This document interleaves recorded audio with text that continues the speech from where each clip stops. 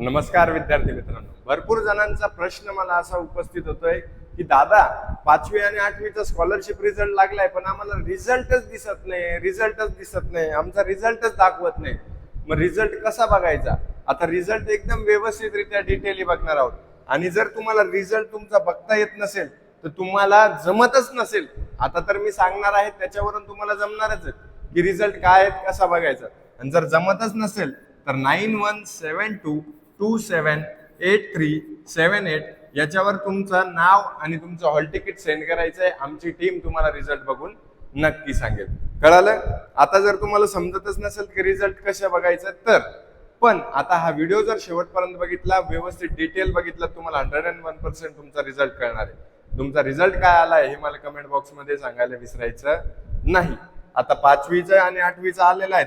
आता 5वीचे मुलं 6वीला गेलेले आहेत आणि 8वीचे मुलं 9वीला गेलेले आहेत. त्यांच्यासाठी बेसिक्सचे आपले लेक्चर सुरू आहेत. संध्याकाळी सर्वांनी अटेंड करायचे आहेत आणि सर्वांनी लेक्चर शेअर करायचे. कळालं? ठीक आहे. तर बघा आता काय करायचं आपल्याला, सर्वात अगोदर PUPPS अशी आपण गुगलला वगैरे टाकलं तर आपल्याला काय होतं, अशा प्रकारचा पहिले तर तुम्हाला अशा प्रकारचा डॅशबोर्ड दिसेल. तिथे PUPPS वर क्लिक करायचं आणि आता जायचं शिष्यवृत्ती परीक्षा 2026 मध्ये. आणि मग काय करायचं, 4वी आणि 8वी ने आपला 5वी आणि 8वी आहे, मग यस वर क्लिक करायचं. आता त्याच्यानंतर तुम्हाला अशा प्रकारचा डॅशबोर्ड ओपन होईल.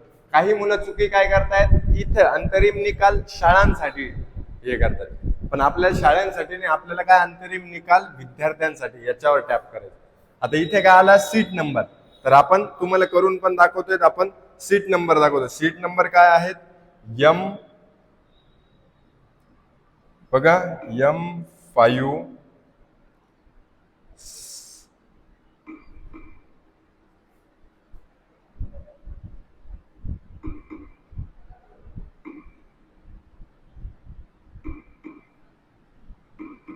बघा तुमचा सीट नंबर टाकला आणि इथे खाली आईचं नाव, मदर्स नेम. आता जर खाली आईचं नाव टाकायचंय तुम्हाला, कशाचं, आईचं नाव, मदर्स नेम टाकायचंय. ठीक आहे, इथे हॉल तिकीटवर दिलंय मदर्स नेम.